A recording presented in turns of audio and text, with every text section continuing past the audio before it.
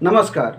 Our classroom में आप सबका स्वागत है। मैं हूं आपका अपना राकेश सर। आज के इस क्लास मेन्यू में आप लोगों को जो सीखने को मिलेगा, जानने को मिलेगा जीव विज्ञान के विषय में, बायोलॉजी के विषय में, कि बायोलॉजी जो है ये कहां से आया, कब से इसकी शुरुआत हुई, बायोलॉजी शब्द किसने दिया, साथ ही साथ इसका अलग अलग क्लासिफिकेशन, जैसे 2 किंगडम क्लासिफिकेशन, 5 किंगडम क्लासिफिकेशन।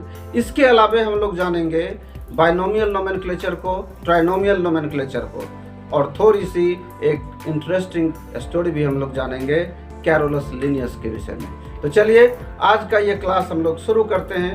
इसी को देखते हैं कि बायोलॉजी है क्या और ये कहाँ से आया। तो सबसे पहले बायोलॉजी, हम लोग जैसे ही बायोलॉजी के विषय में जैसे ही ये शब्द हमारे जहन में आता है, वैसे ही थोड़ा सा पता चलने लगता है कि कुछ जीव जंतु, पेड़ पौधे, इस सब से लगता है क्या, जो कि इसी सब के विषय में अध्ययन है। वाकई ये जो होता है ये 2 टर्म से मिलकर के बना हुआ है, एक बायोस और एक लोगोस। ये 2 टर्म से मिलकर के बायोलॉजी बना हुआ है। तो सबसे पहले हम लोग जाने कि बायोस का मीन्स क्या होता है। बायोस मीन्स होता है life. BIOS means life, life का मीन्स जीवन। और लोगोस मीन्स होता है टू स्टडी, अर्थात टू स्टडी मीन्स अध्ययन।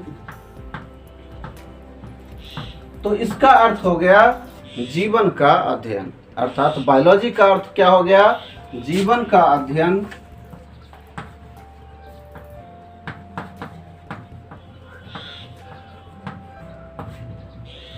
या जीवधारियों का अध्ययन। साथ ही साथ हम इसमें ऐसा भी कह सकते हैं कि चूंकि जब ये जीवधारियों का अध्ययन है, जीवन का अध्ययन है, अर्थात हम इसको लाइफ साइंस भी कहते हैं।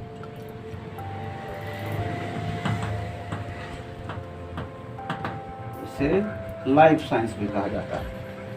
तो चलिए अब इस लाइफ साइंस को तो हम लोग जान लिए, बायोलॉजी टर्म को जान लिए। अब इसे कितने भागों में बांटा गया, उससे भी पहले हम ये जान लें कि ये टर्म आया कहाँ से। तो सबसे पहले सन 1801 ईस्वी में, 1801 ईस्वी में एक फ्रांस के वैज्ञानिक थे लेमार्क। फ्रांस के वैज्ञानिक थे लेमार्क, और एक दूसरे वैज्ञानिक थे जिनका नाम था ट्रेविरेनस। ये दोनों 1801 ईस्वी में, ये थे फ्रांस के और ये थे जर्मनी के। इन दोनों ने मिलकर के इस शब्द का सबसे पहले इस्तेमाल किया। ये बायोलॉजी शब्द का इस्तेमाल सबसे पहले इन्होंने किया, लेमार्क और ट्रेविरेनस ने। इसीलिए माना जाता है कि ये 1801 ईस्वी से ये साइंस का एक विषय बन करके अध्ययन करने के लायक बना। तो इसलिए इसकी शुरुआत हम कह दें तो 1801 ईस्वी से हुई, लगभग ये माना जा सकता है। अब इसके बाद इसके अध्ययन को, जैसे कि ये बायोलॉजी का जो आगे का टर्म है, तो बायोलॉजी के तहत हम लोग किसका अध्ययन करते हैं। तो सामान्यतः इसे 2 भागों में बांटा गया। सामान्यतः इसे 2 भागों में बांटा गया, 2 क्लासिफिकेशन, मतलब 2 क्लासेस में कर दिया गया, जिसमें एक था बॉटनी और दूसरा हो गया जूलॉजी या जोलॉजी भी कहा जाता है। ठीक है, तो ये बॉटनी शब्द कहाँ से आया इसको भी जान लें। बॉटनी शब्द जो है यह एक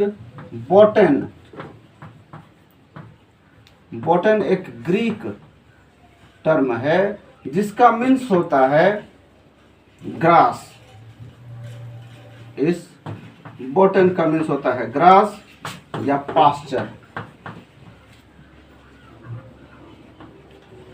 ठीक है, बॉटन का मीन्स होता है ग्रास या पास्चर, ग्रास का मीन्स होता है घास। पास्चर मीन्स हो गया वही घास का मैदान। तो हम लोग जो ये देखते हैं ग्रास या पास्चर के विषय में इसका अध्ययन किया जाता है, इसलिए हम कह सकते हैं कि बॉटनी क्या हो गया, वनस्पतियों का, पेड़ पौधों का अध्ययन। अर्थात हम कह सकते हैं स्टडी अबाउट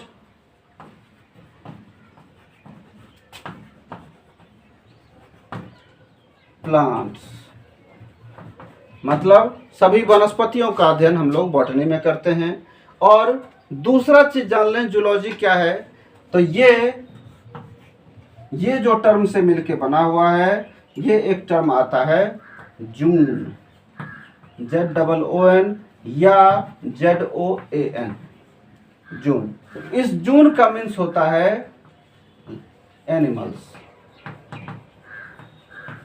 इस जून का मीन्स हो गया एनिमल्स। इसके अलावे एक और इसमें हम देख रहे हैं लॉजी लगा हुआ है। लॉजी मीन्स हो गया लोगोस। लोगोस मीन्स पहले जान चुके हैं हम लोग टू स्टडी। तो ये हो गया जूलॉजी, अर्थात इसको हम क्या कह सकते हैं, जंतुओं के बारे में अध्ययन, जंतुओं का या प्राणियों का अध्ययन।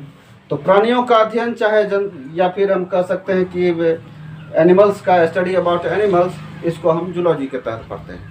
अब ये बात है कि ये दोनों जो है बॉटनी और जूलॉजी, इन दोनों को मिला करके हम बायोलॉजी कहते हैं।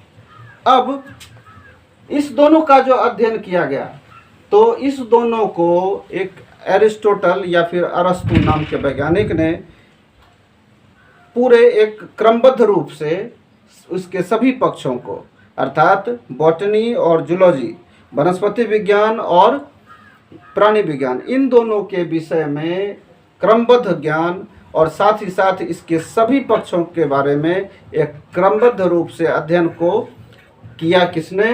तो एरिस्टोटल ने।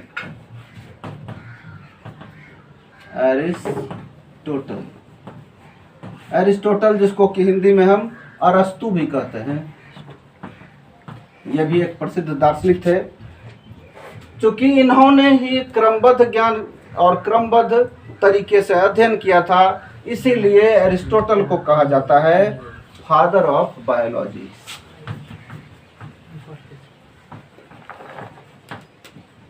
फादर ऑफ बायोलॉजी ये कहा जाता है किनको? एरिस्टोटल को, अर्थात अरस्तु को फादर ऑफ बायोलॉजी कहा जाता है। ठीक है, तो फादर ऑफ बायोलॉजी तो कह दिया गया। साथ ही साथ एक चीज और भी बता दूं मैं कि एरिस्टोटल को ही फादर ऑफ जूलॉजी भी कहा जाता है। ये भी थे एरिस्टोटल ही। तो एरिस्टोटल को ही फादर ऑफ बायोलॉजी और फादर ऑफ जूलॉजी भी कहा जाता है। तो जब हम देख लिए कि बायोलॉजी के फादर भी हो गए एरिस्टोटल, जूलॉजी के भी फादर हो गए एरिस्टोटल, तो आखिर बॉटनी के कौन हो गए? तो बॉटनी के जो फादर कहलाते हैं, ये बॉटनी के फादर कहलाते हैं थियोफ्रास्टस।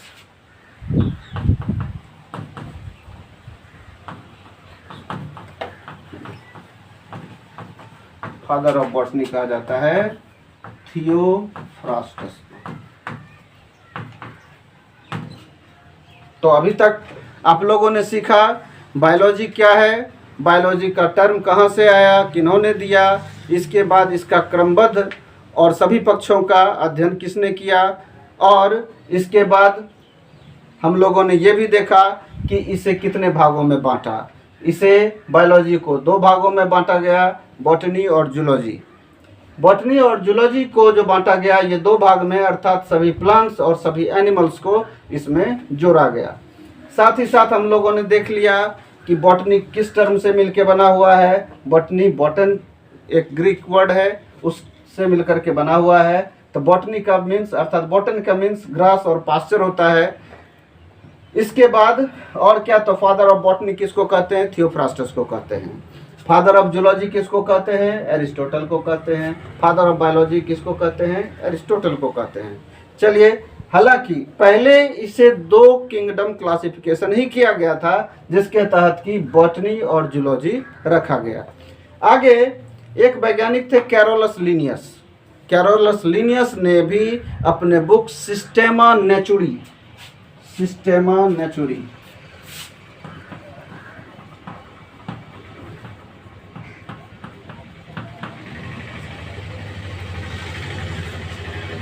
ये कैरोलस लिनियस का एक बुक था सिस्टेमा नेचुरी। इसमें भी उन्होंने टू किंगडम क्लासिफिकेशन के विषय में बताया है। तो वहाँ तक तो टू किंगडम क्लासिफिकेशन ही किया गया। फिर इसके बाद भी एक आए थे वैज्ञानिक आगे चल करके, जिनका नाम था व्हिटेकर। व्हिटेकर ने क्या किया, तो बायोलॉजी को 5 किंगडम क्लासिफिकेशन कर दिया।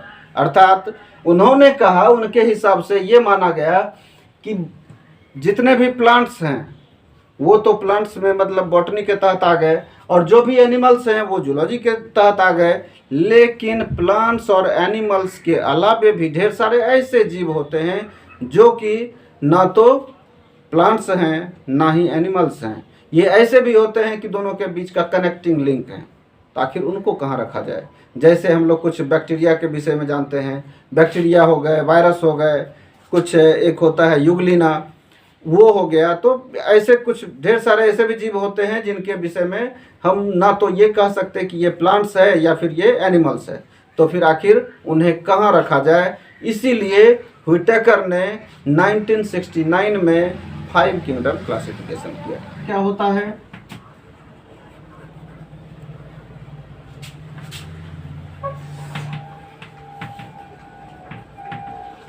तो 5 किंगडम क्लासिफिकेशन में कौन कौन था इसको हम लोग जाने। तो इसमें सबसे पहला था मोनेरा,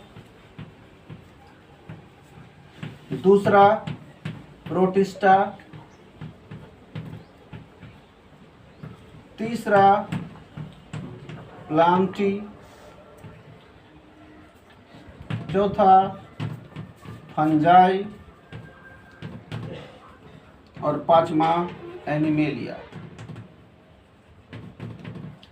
तो ये 5 किंगडम क्लासिफिकेशन इन्होंने किया। 5 किंगडम क्लासिफिकेशन कौन कौन हुआ?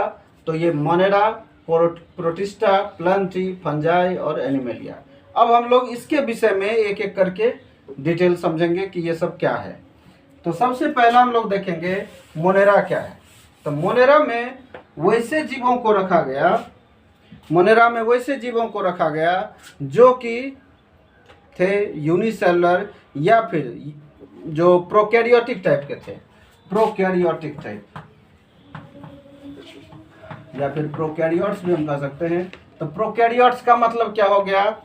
ये प्रोकैरियोट 2 टर्म से मिलके बना हुआ है, एक प्रो और एक होता है कैरियन। तो प्रो का मीन्स होता है फर्स्ट और कैरियन का मीन्स होता है न्यूक्लियस। अर्थात वैसे सेल वाले जीव जिसका कि न्यूक्लियस क्या हो, फर्स्ट टाइप का हो, it means not well developed.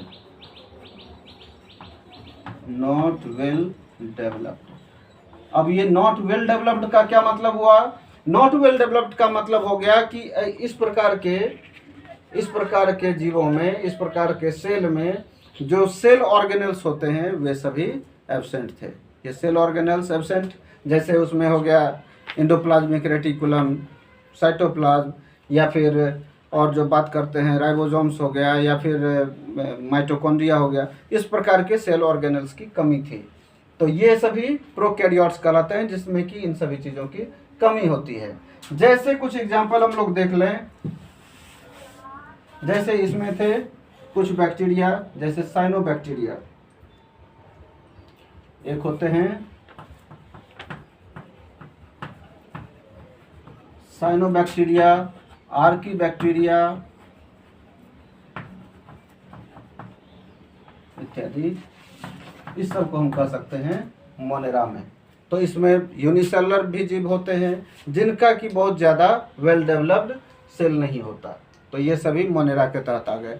अब दूसरा जो होता है प्रोटिस्टा। ये प्रोटिस्टा का क्या अर्थ हुआ? प्रोटिस्टा का मीन्स होता है, इसको हम लोग देखें,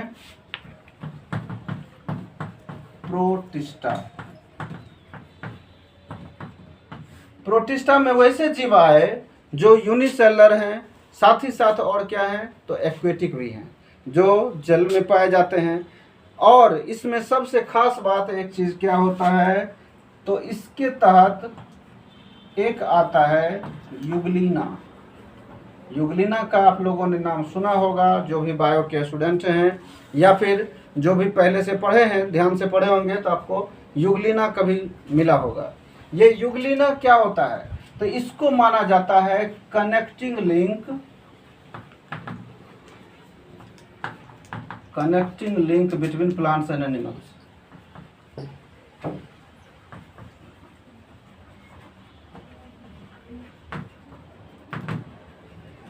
connecting link between plants and animals, तो ये युगलीना है।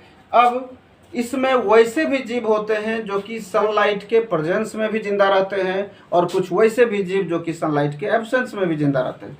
तो जो सनलाइट के प्रेजेंस में जिंदा रहते हैं उनको ऑटोट्रॉप्स कहा जाता है, और जो सनलाइट के एब्सेंस में जिंदा रहते हैं वे हेटेरोट्रॉप्स कहलाते हैं।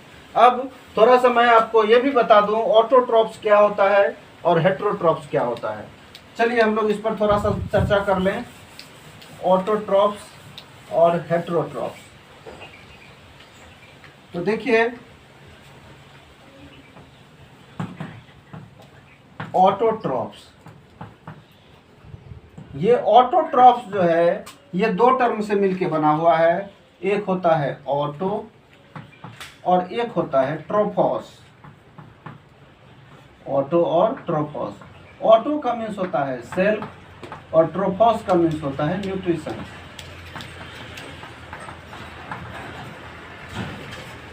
तो वैसे जीव जिनमें कि सेल्फ न्यूट्रिशन हो वे सभी ऑटोट्रॉप्स के तहत आते हैं। जैसे सेल्फ न्यूट्रिशन कहने का मतलब जो सनलाइट के प्रेजेंस में अपना भोजन बनाते हैं अर्थात फोटोसिंथेसिस या प्रकाश संश्लेषण करते हैं, वे सभी ऑटोट्रॉप्स कहलाते हैं। इनको जैसे हम एक एग्जांपल में क्या ले सकते हैं, ग्रीन प्लांट्स,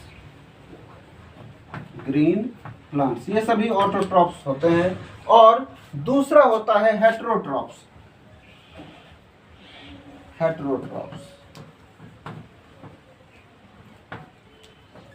ये हेटेरोट्रॉप भी जो टर्म है ये भी दो टर्म से मिलके बना हुआ है। कौन कौन, एक होता है हेटेरोस और एक होता है ट्रोफोस। हेटेरोस का मीन्स होता है डिपेंडेंट और ट्रोफोस का मीन्स होता है न्यूट्रिशन। अर्थात वैसे जीव जो किसी दूसरे जीव पर रह करके अपना जीवन यापन करते हैं उसको हम वैसे न्यूट्रिशन को हेटेरोट्रॉपिक न्यूट्रिशन कहते हैं और वैसे जीवों को हेटेरोट्रॉप्स कहते हैं। ये हम लोग देख रहे थे प्रोटिस्टा में कि कुछ वैसे भी जीव होते हैं प्रोटिस्टा में जो सनलाइट के प्रेजेंस में जिंदा रहते हैं, और कुछ वैसे भी जीव होते हैं जो कि सनलाइट के एब्सेंस में जिंदा रहते हैं। ये सभी कुछ प्रोटोजोन्स भी प्रोटिस्टा के तहत आते हैं। अब अगला हम लोग देखेंगे तीसरा है क्या, तीसरा है प्लांटी। तो ये प्लांटी किंगडम जो लिया गया ये प्लांट्स से लिया गया। प्लांटी मीन्स प्लांट्स, देखने से ही लगता है। तो जब मतलब इस किंगडम के तहत वैसे जीव या वैसे जीव जो कि अपना भोजन सनलाइट के प्रेजेंस में बनाते हैं ये सभी प्लांट्स होते हैं, या ग्रीन प्लांट्स जितने भी हो गए ये सभी प्लांटी के तहत आ जाते हैं। अब ग्रीन प्लांट्स ऑटोट्रॉप्स भी होते हैं। ऑटोट्रॉप्स होने के बारे में हम लोगों ने पहले भी चर्चा कर लिया। ऑटो का मतलब हो गया सेल्फ, जो कि सेल्फ फूड प्रोडक्शन करते हैं अर्थात फोटोसिंथेसिस करते हैं, और फोटोसिंथेसिस करने के बाद जो भोजन बनाते हैं वो भोजन किस रूप में रहता है, वो भोजन रहता है स्टार्च के रूप में। उस स्टार्च को वो लोग लेते हैं और उसके बाद उसी पर जिंदा रहते हैं। इस प्लांटी किंगडम में हम और भी क्या देखते हैं कि जितने भी फ्लावरिंग हो चाहे नॉन फ्लावरिंग हो या फिर एंजियोस्पर्मिक होते हैं, तो ये सभी अर्थात बीज वाले पौधे जो सभी जितने भी प्रकार के पौधे हो गए इन सबको प्लांटी में रखा गया। ये सभी हो गए प्लांटी अर्थात सभी प्लांट्स। अब इसके बाद आता है नेक्स्ट फंजाई। ये फंजाई क्या है, फंजाई, सामान्यतः हम इसको हिंदी में कहते हैं कवक। आज हम लोग हर तरफ देखते हैं ये फंजाई पाया जाता है। जैसे कहाँ कहाँ आप देखते हैं। सबसे पहले इसके बारे में हम लोग जान लें ये होता क्या है। तो फंजाई यूकैरियोट्स हैं, अर्थात यूकैरियोट्स। जैसा कि हमने पहले भी प्रोकैरियोट्स के बारे में जाना, यूकैरियोट को जानेंगे। यूकैरियोट्स का मीन्स होता है यू, ये दो टर्म से मिला, एक हो गया यू और दूसरा हो गया कैरियन। यू का मीन्स हो गया ट्रू और कैरियन का मीन्स हो गया न्यूक्लियस। अर्थात वैसे जीव जिनके सेल में ट्रू न्यूक्लियस होता है, अर्थात जो जीव के शरीर के अंदर सारी प्रक्रियाएं होती हैं, सेल, सभी सेल ऑर्गेनल्स मौजूद होते हैं, इनको हम कहते हैं यूकैरियोट्स। तो जितने भी फंजाई होते हैं ये यूकैरियोट्स होते हैं और इनमें न्यूट्रिशन जो होता है वो हेटेरोट्रॉपिक न्यूट्रिशन होता है, क्योंकि ये ऑटोट्रॉप्स तो होते नहीं, ये अपना भोजन खुद बनाते नहीं, फोटोसिंथेसिस नहीं कर पाते हैं, इनमें क्लोरोफिल की प्रेजेंस नहीं होती है, क्लोरोफिल की उपस्थिति नहीं होती है, जिस कारण से कि ये अपना भोजन खुद नहीं बना पाते। और जब खुद भोजन नहीं बना पाते तो अपने जीवन यापन के लिए किसी दूसरे पर निर्भर करना पड़ता है। तो जब दूसरे पर निर्भर करते हैं तो इस प्रकार के न्यूट्रिशन को हेटेरोट्रॉपिक न्यूट्रिशन कहते हैं। इस तरह से हम कह सकते हैं कि फंजाई हेटेरोट्रॉपिक होते हैं।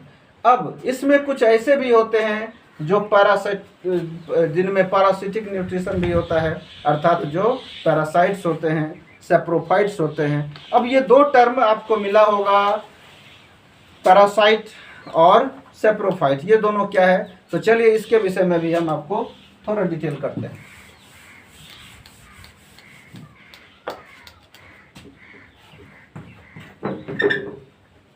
पैरासाइट्स और सेप्रोफाइट्स।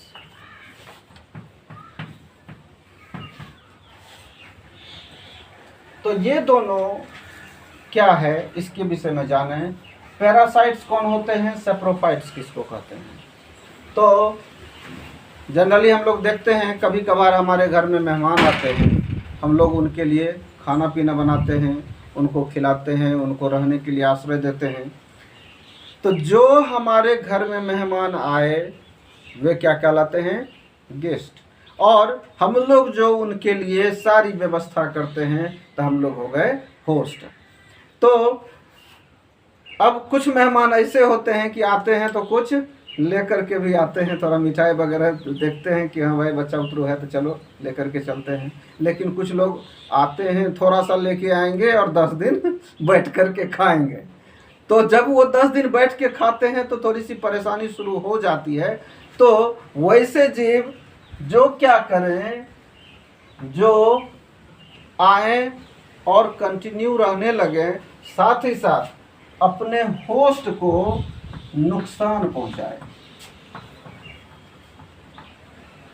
तो पैरासाइट्स हम किसको कहते हैं, वैसे जीव जो किसी दूसरे जीव पर निर्भर करते हैं अपने भोजन और अपने शेल्टर के लिए, अपने आश्रय के लिए, और जिस पर वे जिंदा रहते हैं उसी को नुकसान पहुंचाते हैं। जैसे आप देख सकते हैं इसमें क्या, जैसे हम लोग देखते हैं बाल में कभी लाइस हो जाता है जूं। इसके अलावे और भी हम लोग देखते हैं जैसे कि जो भी, जैसे कुछ जानवरों में हम लोग देखते हैं, जानवरों में कुछ मक्खी वगैरह छोटी सी एक हो जाती है, वो भी उसको डिस्टर्ब करती है, उसका खून भी चूसती है और उसको दिक्कत भी पहुंचाते रहती है। तो वो हो गया पैरासाइट्स। और सेप्रोफाइट्स, सेप्रोफाइट्स जो होते हैं ये क्या होते हैं, हिंदी में हम इसको, चल पैरासाइट को हिंदी में कहते हैं परजीवी और सेप्रोफाइट को हम कहते हैं मृतोपजीवी। अर्थात सेप्रोफाइट वैसे जीव होते हैं जो किसी भी मरे हुए जीवों पर अपना जीवन यापन करते हैं, अर्थात डेड और डिकेइंग, डेड और डिकेइंग मैटर पर जो जीव अपना जीवन यापन करते हैं, अर्थात डेड और डिकेइंग मैटर से अपना भोजन लेते हैं और उस पर ही अपना जीवन यापन करते हैं, अपना आश्रय रखते हैं, उनको हम कहते हैं सेप्रोफाइट्स। तो ये होते हैं मृतोपजीवी, क्योंकि ये मरे हुए जीवों पर निर्भर करते हैं, इसीलिए मृतोपजीवी होते हैं। तो जितने भी फंजाई हैं वे सभी इन दोनों टाइप के होते हैं, पैरासाइट्स और सेप्रोफाइट्स। जैसे आप लोग एक मशरूम के विषय में भी जानते होंगे, मशरूम भी एक प्रकार का क्या है, फंजाई ही है, क्योंकि ये भी पैरासाइट ही होते हैं। जैसे हम लोग देखते हैं पैरासाइट और सेप्रोफाइट होते हैं, क्योंकि मशरूम की भी उत्पत्ति, मशरूम का भी उत्पादन होता है डेड और डिकेइंग मटेरियल पर ही। जैसे गोबर, जो पुराना पुराना गोबर हो जाता है, सड़ जाता है, उसी का यूज किया जाता है मशरूम के उत्पादन के लिए। तो ये हो गया फंजाई। अब फंजाई तो क्या हो गया, फंजाई होता है प्लूरल फॉर्म और फंगस होता है इसका सिंगुलर फॉर्म। इसको भी जान लें, फंगस हो गया सिंगुलर फॉर्म और फंजाई हो गया प्लूरल फॉर्म। तो जितने भी फंजाई होते हैं इन सभी का जो बॉडी का सबसे ऊपरी लेयर अर्थात सेल वॉल जो बना होता है, ये बना होता है काइटिन का। ये काइटिन का बना होता है, जो कि बहुत ही ज़्यादा हार्ड होता है। तो हम लोगों ने ये देखा अभी फंजाई के विषय में जाना। और सबसे लास्ट है एनिमेलिया। एनिमेलिया नाम से ही पता चलता है कि इसमें सभी एनिमल्स आते हैं, अर्थात ये एक ऐसा किंगडम है जिसमें कि सभी प्रकार के एनिमल्स आते हैं। जैसे इसमें हम और क्या कर सकते हैं, तो ये यूकैरियोटिक होते हैं, मेटाजोआ होते हैं, मल्टीसेलुलर होते हैं, कुछ इसमें यूनिसेलुलर भी होते हैं, लेकिन ज़्यादातर इसमें मल्टीसेलुलर होते हैं, मेटाजोआ होते हैं। जैसे कुछ एग्जांपल हम लोग देखें, हाइड्रा, पैरामीशियम, कुछ वर्म्स होते हैं, फिर जैसे स्टारफिश हो गया, रेप्टिलियंस हो गए, एम्फीबियंस हो गए। रेप्टिलियंस का क्या अर्थ है, इसमें थोड़ा ये भी जाने। रेप्टिलियंस मतलब वैसे जीव जो रेंगने वाले होते हैं, जो रेंगते हैं, वे सभी हो गए रेप्टिलियंस। जैसे सांप को देख लेते हैं, सांप हो गए, फिर जैसे छिपकली हो गई, ये सभी रेप्टिलियंस होते हैं।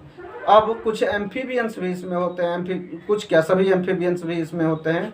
एम्फीबियंस मतलब वैसे जीव जो पानी में भी रहते हैं और ज़मीन पर भी रहते हैं, तो उनको हम एम्फीबियंस कहते हैं। इसके अलावा इसमें आते हैं बर्ड्स, मतलब जितनी भी सारी पक्षियां हैं ये सभी एनिमेलिया में आती हैं। और जितने भी मैमल्स होते हैं अर्थात स्तनधारी जीव, वैसे जीव जो बच्चों को जन्म देते हैं और साथ ही साथ उन्हें दूध भी पिलाते हैं, उन सभी को हम मैमेलिया कहते हैं, मैमेलियंस कहते हैं। ये सभी पाए जाते हैं इसी में। सब जितने भी ये एनिमल्स हो गए, इन सब को एनिमेलिया किंगडम में रखा। तो चलिए अब सबसे ज़्यादा मज़ेदार चीज़ को जानेंगे हम लोग, कैरोलस लिनियस के बारे में। ये कैरोलस लिनियस थे कौन, कहाँ के थे, और इनकी कुछ इंटरेस्टिंग स्टोरी। तो सबसे पहले हम लोग जान लें, कैरोलस लिनियस जो थे ये थे स्वीडन के एक वैज्ञानिक थे, अर्थात इनको हम बॉटनिस्ट भी कह सकते हैं, क्योंकि पहले ये बॉटनिस्ट थे। इन्होंने बॉटनी से अपना पूरा अध्ययन किया था और ये बॉटनी के प्रोफेसर भी बने थे। 1753 में कैरोलस लिनियस ने पूरे किंगडम को, एनिमल किंगडम को, पूरे जीव जगत को 2 किंगडम में बांटा, जिसके कारण उनको मॉडर्न टैक्सोनॉमी के फादर भी कहा जाता है, अर्थात फादर ऑफ मॉडर्न टैक्सोनॉमी कहा जाता है कैरोलस लिनियस को। इन्होंने क्या किया, तो इन्होंने बाइनोमियल नोमेनक्लेचर दिया। बाइनोमियल नोमेनक्लेचर क्या होता है, तो बाइनोमियल नोमेनक्लेचर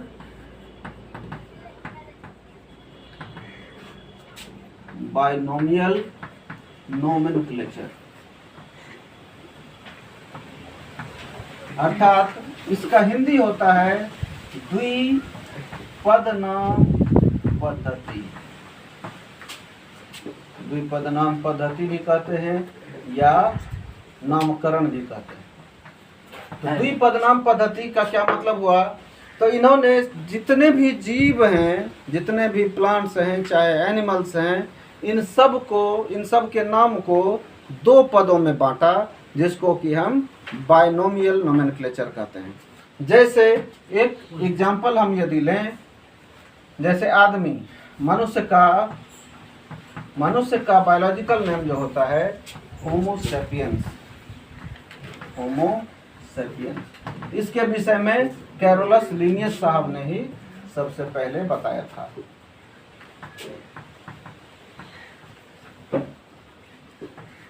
कैरोलस लिनियस ने ही सबसे पहले बताया था होमो सेपियंस। तो ये होमो सेपियंस का मतलब होता है मनुष्य, अर्थात मनुष्य का जो बायोलॉजिकल नेम हो गया, ये हो गया होमो सेपियंस। इसी को हम दो टर्म में बांटे, इसीलिए इसको द्विपदनाम पद्धति कहते हैं। इस दो टर्म में सबसे पहला टर्म जो होता है ये बताता है वंश को, अर्थात यह एक जेनेरिक नेम होता है, और दूसरा होता है उसकी जाति को, अर्थात उसको स्पेसीज नेम कहते हैं। ये वंश को बताता है और ये स्पेसीज को बताता है, इसीलिए हम इसको द्विपदनाम पद्धति कहते हैं। हालांकि आगे चल करके द्विपदनाम पद्धति को उन्होंने त्रिपदनाम पद्धति में बदला, जिसको कि ट्राइनोमियल नोमेनक्लेचर भी कहा गया। इसमें इन्होंने क्या किया, तो जितने भी नाम थे सब में सबसे पहला टर्म जो था, सबसे पहले टर्म को रखा जेनेरिक नेम पर, दूसरे टर्म को स्पेसीज के नेम पर, और तीसरा जब ये ट्राइनोमियल में चेंज किया तो पहला, जैसे हम होमो सेपियंस की बात करें तो होमो ये हो गया जेनेरिक, दूसरा हो गया सेपियंस, ये हो गया स्पेसीज का नाम, और तीसरा टर्म जो उन्होंने दिया वैसे नाम, जो वैसे वैज्ञानिक जिन्होंने इसके बारे में सर्वप्रथम नाम दिया, उसी को तीसरे टर्म के रूप में, मतलब ये साइंटिस्ट का नाम रहेगा। ये तीन पदों में ये ट्राइनोमियल नोमेनक्लेचर कहलाया, अर्थात सभी जीवों का नाम तीन पदों में रखा। होमो सेपियंस लिंस, जैसे हम ये बात करें तो इसमें होमो हो गया आदमी के जीनस का नाम, वंश का नाम, सेपियंस हो गया स्पेसीज का नाम, और लिन हो गया साइंटिस्ट, अर्थात लिनियस साहब ने ही दिया था इसे सबसे पहले, इसीलिए इसको ट्राइनोमियल नोमेनक्लेचर में बदल दिया गया। हालांकि बात ये हो गई कि आगे चल कर के इसको बहुत ज़्यादा लोग फॉलो नहीं किए, क्योंकि लोगों की आदत हो गई थी इसको फॉलो करने में, अर्थात बाइनोमियल नोमेनक्लेचर को लोग ज़्यादा फॉलो करने लगे थे, इसीलिए यही ज़्यादातर अभी भी चलता है। अब एक बात और भी इसमें कुछ खास है जो कि मैं आपको बता दूं कि इसमें क्या होता है, आप कभी भी बुक सब में देखेंगे कि ये जो लिखा रहेगा तो ये इटैलिक स्टाइल में रहेगा, ये इटैलिक स्टाइल में लिखा रहता है। तो चूंकि हम लोग जब लिखते हैं तो हम लोग हाथ से इटैलिक स्टाइल नहीं लिख पाते हैं, इसीलिए हमें क्या करना चाहिए, जब भी हम ये लिखते हैं तो इसके नीचे अंडरलाइन कर देना चाहिए। ये जो अंडरलाइन कर देते हैं इसका अर्थ ये होता है कि ये बॉटनिकल नेम, चाहे फिर जूलॉजिकल नेम, या फिर सामान्यतः हम साइंटिफिक नेम, बायोलॉजिकल नेम कह सकते हैं। ये हो गया बाइनोमियल नोमेनक्लेचर और ट्राइनोमियल नोमेनक्लेचर। इसके बारे में अब ये जो दिए थे कैरोलस लिनियस साहब ने दिया था, इसीलिए चलिए कैरोलस लिनियस साहब के जीवन से एक जुड़ा एक मैं कहानी आपको सुनाता हूँ। ये उनकी लव स्टोरी थी, और ये कैसी लव स्टोरी थी थोड़ा सा इस पर हम लोग गौर करें। एक्चुअली था ये कि ये थे बॉटनी के प्रोफेसर, और इन्हीं की एक क्लासमेट थी जिसका नाम था सारा एलिजाबेथ मोरैया। पूरा नाम था सारा एलिजाबेथ मोरैया। वो इन्हें बहुत ही अच्छी लगती थी, वो चाहते थे कि इससे हम शादी करें, इसीलिए उन्होंने उससे पूछा कि मोरैया क्या तुम मुझे पसंद करती हो? वो बोली जो कि यस पसंद तो करती हूँ, लेकिन इसका क्या मतलब, तो मैं तुमसे शादी करना चाहता हूँ। तो ऐसे इसके लिए तुम्हें मेरे पिताजी से मिलना पड़ेगा। बोले ठीक है, मिल लूँगा। गए, उसको उन्होंने कहा जो कि कल आ जाओ। तो गए, तो मुरैया के घर पे उसके पिताजी थे। तो उन्होंने जब देखा है इसे कैरोलस लिनियस साहब को, तो बोले जो कि अरे आ जाओ आ जाओ आ जाओ लिनियस, कैसे हो? तो अच्छा हूँ। तो इन्होंने पूछा, पहले तो इन्होंने बोला कि अरे तुम्हारे बारे में मुरैया कुछ बता रही थी कि बहुत अच्छी पढ़ाई लिखाई करते हो। बोला यस, मैं तो पढ़ाई लिखाई ठीक करता हूँ। तब बोले, इनको लगा कि शायद मुरैया कुछ बताई होगी, तो चलो जब वो बता ही दी होगी तो इसका मतलब हुआ कि मेरा काम हो गया। लेकिन वास्तव में वैसा था नहीं। क्या हुआ ये कि इन्होंने इधर उधर की बात को छोड़ करके लिनियस साहब ने सीधे सीधे मुरैया के पिताजी से कहा कि सर, मुरैया मुझे बहुत अच्छी लगती है। तो वो डरते डरते बोला, फिर भी। तो मुरैया के फादर बोले, हाँ हाँ वो तो बिल्कुल अच्छी तो है ही, बहुत अच्छी है। तो इसका क्या मतलब? तो बोले कि मैं उससे शादी करना चाहता हूँ। अच्छा, तो ये बात है, शादी करना चाहते हो? तुम करते क्या हो अभी तक, सो बताओ। उन्होंने कहा कि मैं बॉटनी का प्रोफेसर हूँ।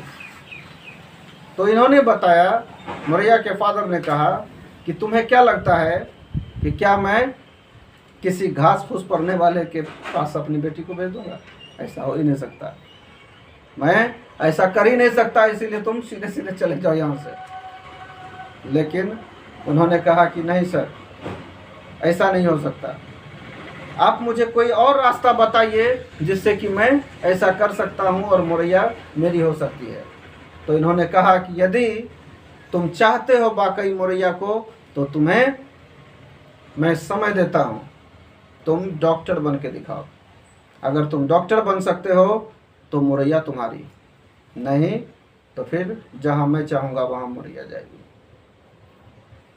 लेकिन लिनियस साहब थे बहुत ही दृढ़ निश्चयी। उन्होंने सोच रखा था कि नहीं, मुझे मुरैया से शादी करनी है तो करनी है। बस ये सोच करके उन्होंने कहा कि ठीक है सर, मैं बिल्कुल भरपूर कोशिश ही नहीं, मैं उसे पूरा करके आऊँगा। तो चूँकि उस समय में बॉटनी और जूलॉजी, चूँकि डॉक्टर बनने के लिए जूलॉजी की ज़रूरत होती थी, सबको ये एनिमल्स के विषय में अध्ययन करना पड़ता था, तभी वे डॉक्टर बन सकते थे, सिर्फ बॉटनी के पढ़ाई से नहीं बन सकते थे। इसीलिए उन्होंने कहा जो कि चलो ठीक है, मैं ज़रूर करूँगा इसे पूरी। तो इसीलिए वो उस दिन से गए और उस दिन से इतना पढ़े, इतना बिल्कुल बॉटनी को साइड करके जूलॉजी को खूब पढ़ना शुरू किए, और इतना पढ़े, इतना मन लगा के किए कि जो समय दिया गया था उस समय के अंदर ही उन्होंने डॉक्टरेट भी डिग्री हासिल की। साथ ही साथ वहाँ तक पहुँचने के बाद सीधे पहुँच गए मुरैया के घर और अपनी सारी डिग्रियों को दिखाया उनके पिताजी को और कहा कि सर ये रहा, और अब देखिए, और मुरैया को अब मेरे घर जाने के लिए आप आशीर्वाद दें। तो ठीक है, उन्होंने देखा, बहुत खुश हुए कि चलो कम से कम तुमने मुरैया के लिए इतना तो किया, जब तुम इतना कर सकते हो तो निश्चित रूप से मेरी बेटी को तुम बहुत खुश रख सकते हो। तो चलो ठीक है। तो इस तरह से उन्होंने डॉक्टरेट भी धारण कर लिया। लेकिन वास्तव में था क्या कि उनको तो बॉटनी से बहुत ज़्यादा लगाव था, प्लांट से बहुत ज़्यादा लगाव था, इसीलिए शादी करने के बाद फिर से वो बॉटनी को पकड़ लिए। लेकिन ये समय उनको यही बताया कि उनको बॉटनी का भी नॉलेज हो गया और जूलॉजी का भी नॉलेज हो गया। इस तरह से उनको बॉटनी का भी और जूलॉजी का भी, कभी कभी ये जो जैसे हम लोग देखते हैं टैक्सोनॉमी, तो फादर ऑफ टैक्सोनॉमी जो कहा जाता है बॉटनी और जूलॉजी दोनों में। तो यही था हमारे कैरोलस लिनियस साहब का लव स्टोरी। शायद ये आप लोगों को बहुत पसंद आया होगा। तो आज के इस क्लास में एक बार हम लोग फिर से देख लें कि हम लोगों ने क्या सब पढ़ा। हम लोगों ने पढ़ा बायोलॉजी क्या है, बायोलॉजी शब्द कहाँ से आया, इसका कितना टाइप होता है, टाइप के बाद जो 2 किंगडम क्लासिफिकेशन किया गया प्लांट्स और एनिमल्स, इसके बाद फिर क्या हुआ तो इसे 5 किंगडम क्लासिफिकेशन किया गया व्हिटेकर के द्वारा 1969 में। 5 kingdom classification Monera, protista, Plantae, fungi और एनिमेलिया। और इसके बाद हम लोगों ने देखा बाइनोमियल नोमेनक्लेचर, ट्राइनोमियल नोमेनक्लेचर, और सबसे अच्छी हम लोगों ने कैरोलस लिनियस साहब की लव स्टोरी के बारे में जाना। तो चलिए, शायद आप सब लोगों को ज़रूर पसंद आया होगा। अगर आपको पसंद आया तो इसे आगे भी बढ़ाइए। चलिए, थैंक यू।